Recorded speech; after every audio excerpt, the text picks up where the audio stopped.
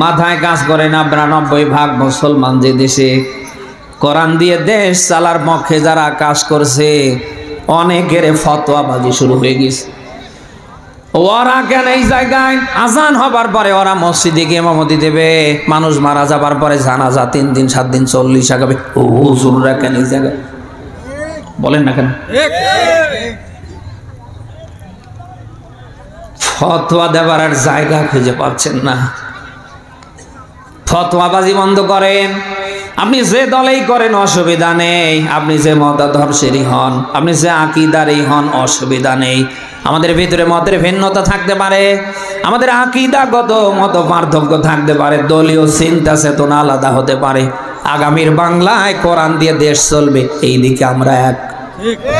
বলেন, আমরা চাই না স্বৈরাচারী হাসিনার মতো করে নব্য কোন স্বৈরাচার আমাদের ঘাড়ে এসে আবার বসে যাক।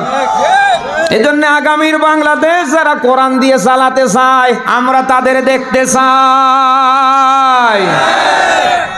এই 1.5 দশকে আপনি দেখেননি সর্বাত্মক প্রচেষ্টা চালিয়েছে কোরআন দিয়ে যারা সমাজ রাষ্ট্র চালাতে চায় তাদেরকে নির্মূল করার জন্যে। আল্লাহর কি লীলা খেলায় দেশ থেকে আল্লাহ তাদের জনমের মতো নির্মূল করে ফেলেছে। শুধু নির্মূলই করে ছাড়েনি, ওদের শিকড় পর্যন্ত আল্লাহ উপড়ে ফেলেছে। ঘর থেকে বের হলে বাপের ছবি, নতুবা মেয়ের ছবি।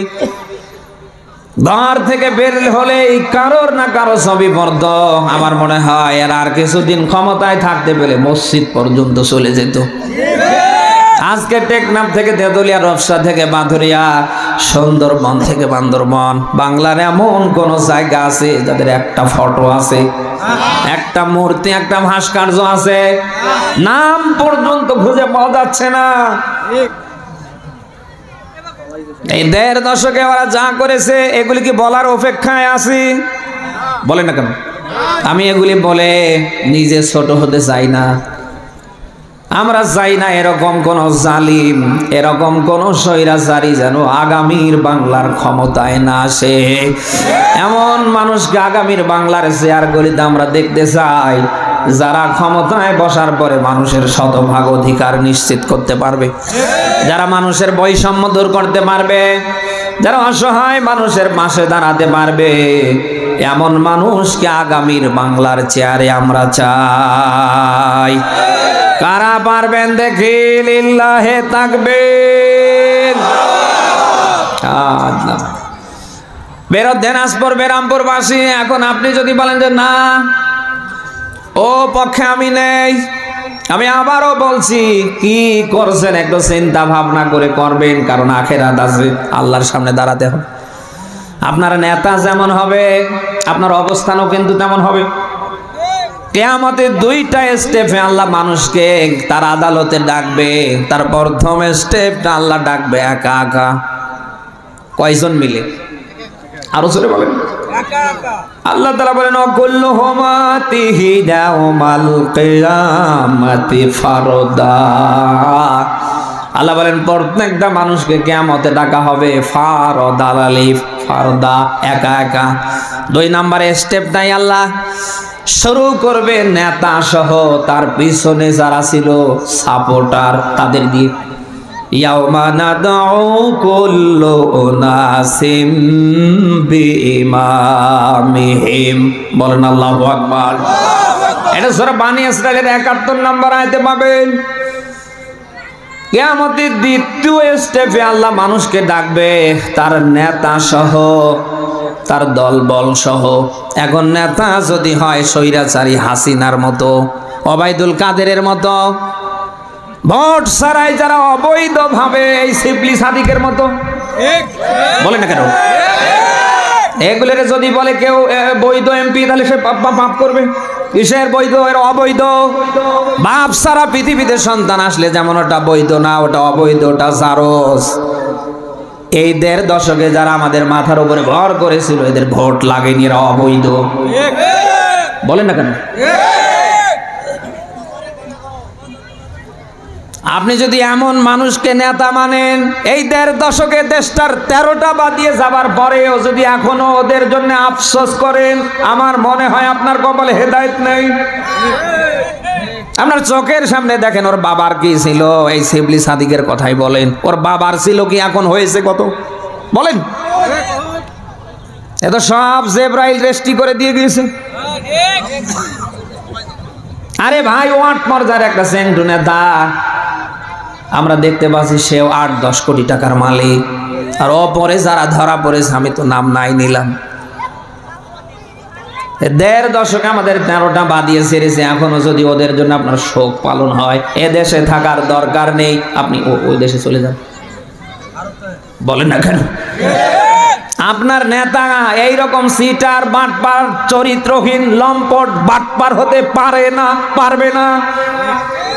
বুখারীর একটা হাদিস বলছি, নবীজি বলেন, দুনিয়ায় যার সাথে যার সম্পর্ক হবে, যে যারে সমর্থন করবে, কিয়ামতের ময়দানে তার সাথে তার হাসর হবে।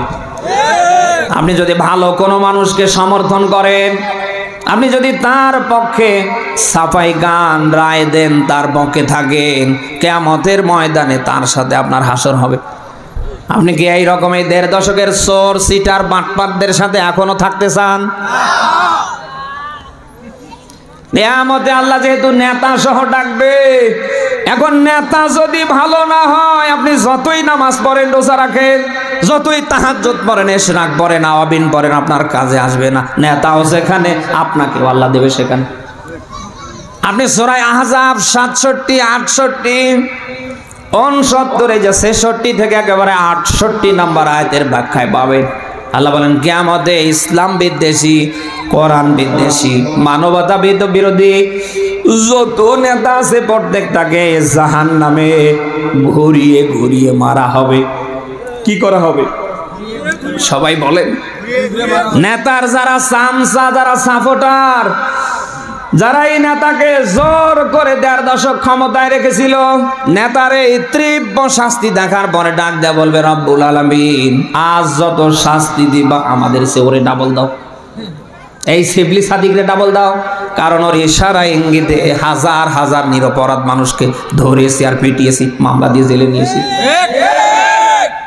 নেতার এই দৃশ্য দেখার পরে নেতার যারা সাপোর্টার নেই, এই নেতার কর্মী নেই, এরা দুঃখ করে বলবে, আল্লাহ যত পিটাবা আজ আমাদের সে ডাবল পিটাও। কারণ এই শয়তানের ইশারা ইঙ্গিতে আল্লাহর আসমানের নিচে জমিনের উপরে শ্রেষ্ঠ মানুষগুলির নামে 8টা 10টা নয়, 800,000 পর্যন্ত মামলা দিয়েছি। যত শাস্তি দিবা আমাদের যে ডাবল দাও। রব্বানা আতিহিম দিফাইনি মিনাল আযাবি ওয়াল আনহুম লানান কাবীরা। বলেন আল্লাহু আকবার। আয়াতের দিকে খেয়াল করেন। নেতার সাপোর্টাররা, সামসারা, এই যারা ভোট ছাড়াই ক্ষমতায় রেখেছে আর বলছে ঠিক আছে, ডাক্তার বলবে, রব্বুল আলামিন আজ যত শাস্তি দিবা দিফাইন আমাদের সে নেতারে ডাবল দাও। কারণ এই নেতার ইশারা ইঙ্গিতে হাজার হাজার কোরআনের মাহফিল আমরা বন্ধ করেছি।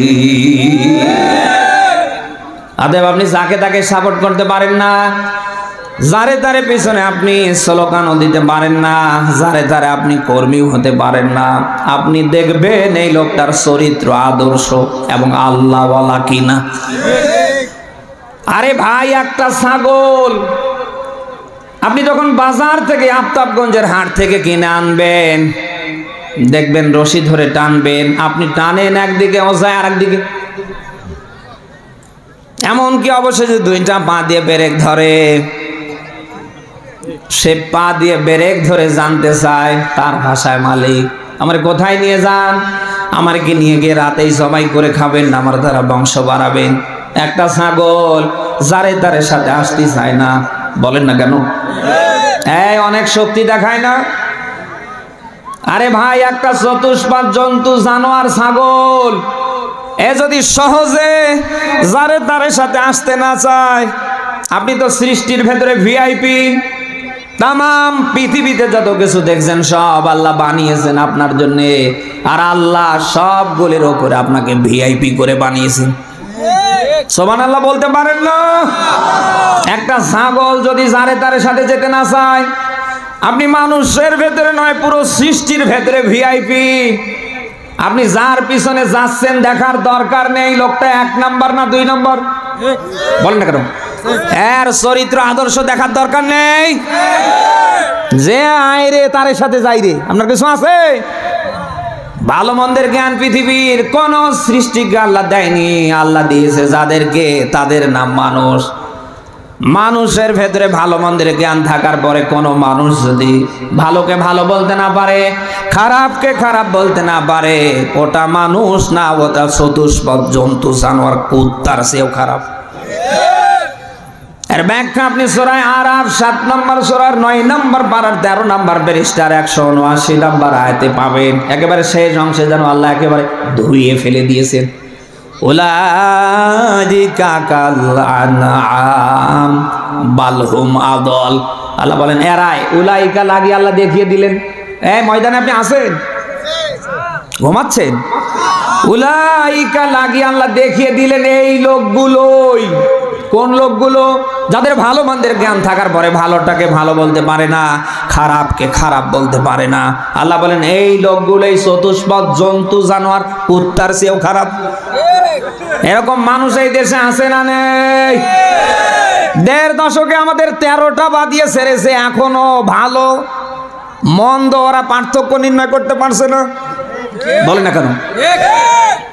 ভালো মন্দের জ্ঞান পাবার পরে যদি আপনি ভালোকে ভালো বলতে না পারেন, খারাপকে খারাপ বলতে না পারেন, আল্লাহর দৃষ্টিতে আপনি কিন্তু মানুষ না, সার পাওয়ালা জন্তুর চেয়েও খারাপ। কথা কি আপনি শুনতেছেন? বালহুম আদল, আল্লাহ বলেন তার চেয়েও খারাপ। অতএব আপনি যাকে তাকে মানতে পারেন না, যারে তারে পিছনে আপনি শ্রম দিতে পারেন না, যারে তারে পিছনে আপনি স্লোগান দিতে পারেন না, আপনি যারে তারে কর্মী হতে পারেন না। আপনাকে অন্তত দেখতে হবে লোকটা ভালো কিনা। আপনি সূরা নিসা, কোন সূরা? 59 নম্বর আয়াতে আল্লাহর ব্যাখ্যা যেন তুলে ধরেছেন। দুনিয়ার সাধারণ কোন মানুষকে আল্লাহ আয়াতের ভেতরে শামিল করেনি।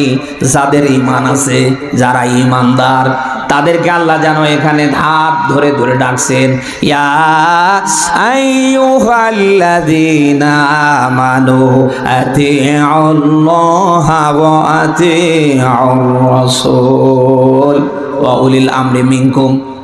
আয়াতের দিকে খেয়াল করেন। এই যে ভাই, এই যে কি রাগ করছে?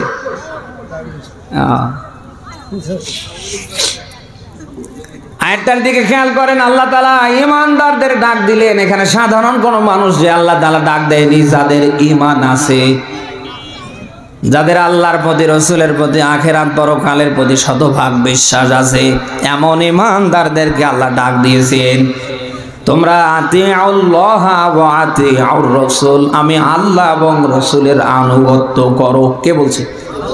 বলেন। আল্লাহ শব্দের আগে আতিউ, খুব খেয়াল করে শুনবেন। রাসূল শব্দের আগে আতিউ, কিন্তু উলিল আমরি মিনকুমের আগে আতিউ আছে। বলেন বলেন। আতিউ এখানে আলেম যারা তারা বুঝবেন। আতিউ শব্দটি ফেল, ভার্ব, ক্রিয়া। এটা আল্লাহ শব্দের আগে, রাসূল শব্দের। বলেন বলেন। কিন্তু উলিল আমরি মিনকুম, আপনি যার নেতৃত্ব মানবেন, যাকে আপনি আগামীর চেয়ারে বসাবেন, যার কমান্ড আপনি মানবেন, তার নামের আগে কিন্তু এটা নেই। সব আলেমরা আয়াত নিয়ে ব্যাখ্যা দিয়েছে, আল্লাহ এবং তার রাসূল এবং তার বিধান মানতে হবে চোখ বন্ধ করে, কোনো আপত্তি করা যাবে না। কিন্তু যার আপনি নেতৃত্ব মানবেন, যার আপনি কর্মী হবেন, সাপোর্টার হবেন, আগামীতে আপনার মহামূল্যবান ভোটের মাধ্যমে যাকে এই 2 উপজেলার চেয়ারে বসাতে যাচ্ছেন, চোখ বন্ধ করে না তার চরিত্র আদর্শ, লোকটা ইসলামী মাইন্ডের কিনা, লোকটা আল্লাহর বিধান সমাজ রাষ্ট্রে কায়েম করতে চায় কিনা, আপনাকে দেখে শুনে ভোট দিয়ে বসাতে হবে। বলেন না কেন? আজকে একটা মসজিদের ইমাম বানাতে গিয়ে আপনি কত যোগ্যতা দেখেন। আরে ভাই 250 থেকে সর্বোচ্চ 500, আমি না 1000 ধরে নিলাম। 1000 মানুষের মসজিদের একটা ইমাম বানাতে আপনি কত কিছু দেখেন। ইমাম সাহেব লম্বা কিনা, ইমাম সাহেব খাটো কিনা, ইমাম সাহেব দেখতে সুন্দর কিনা, ইমাম সাহেব সুন্দর করে জমায় খুতবা দিতে পারে কিনা, ইমাম সাহেবের সুর আছে কিনা, আপনি কত কিছু দেখছেন। সামান্য একটা মসজিদের ইমাম বানাতে গিয়ে যদি আপনি এত কিছু দেখেন, আপনি যাকে নেতৃত্বের আসনে বসাতে যাচ্ছেন, আপনি যার নেতৃত্ব সামনে মানবেন, তারও ওই রকম যোগ্যতা দেখার দরকার আছে না নেই? প্রিয় দিনাজপুর বিরামপুরবাসী, আমরা যদি এইভাবে আগামীর নেতৃত্বের চেয়ারে যাকে বসাবো, আমরা যদি নেতার এই কোয়ালিটিগুলি দেখে আমাদের আমানত নামক ভোট দিতে পারি, আমার মনে হয় না কোনো 6 নম্বর ছাগলের বাচ্চাই চেয়ারে আসার যোগ্যতা রাখে। আমরা কি পারবো? না। কারণ ভোট আসলে কারোই মাথা ঠিক থাকে না। যারা ভোটার ওরা ধান্দা করে টাকার লাল পানির, বলে না কারণ। আমি প্রায় বলি এই দেশে মুসলমান যারা এরা খাওয়ার পাগল, খাওয়া দেখলেই এদের মাথা ঠিক থাকে না, বলেন না। হিন্দুরা হচ্ছে মায়ের পাগল, আর এই দেশে মুসলমান যারা এরা হচ্ছে খাওয়ার পাগল। খাওয়া যেখানে কি হয় হোক গা, ওরা সেখানে। এই যে টাকা পয়সা নিয়ে যারা অযোগ্য মানুষকে এই চেয়ারে বসালেন, আরে ভাই যতই আপনি খানকায় হুক্কুর হাক্কার করেন, আপনি কাবার মতো জায়গায় সেজদা দিতেও যদি মারা যান, এই যে অযোগ্য লোকটারা আপনি চেয়ারে বসালেন, এই লোকটা যত আকাম কুকাম করবে, আপনার আমল নামায় আমার আল্লাহ 50-50 পাঠিয়ে দেবে। এই জন্য আমরা বিএমপি বুঝি না, জামাতে ইসলামী বুঝি না, চরমনাই বুঝি না, সরসিনা বুঝি না, হেফাজতে ইসলাম বুঝি না, খেলাফত আন্দোলন মজলিস বুঝি না। আগামীর বাংলাদেশ কোরআন দিয়ে যারা চালাতে চায় আমরা তাদের বুঝি। পারবো না ইনশাল্লাহ। আমি সারা দেশ ঘুরে ঘুরে যে জরিপ পেয়েছি,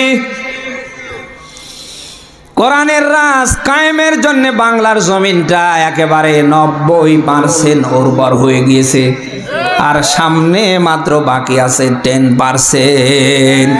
আমরা 92% মুসলমান। এই 10% খিলাফের জন্য যদি আজ থেকে প্রতিজ্ঞা নিতে পারি, বিশ্বাস করুন আমাদের আওয়াজের উপরে আর কারোর আওয়াজ উঠতে পারে না, পারবে না।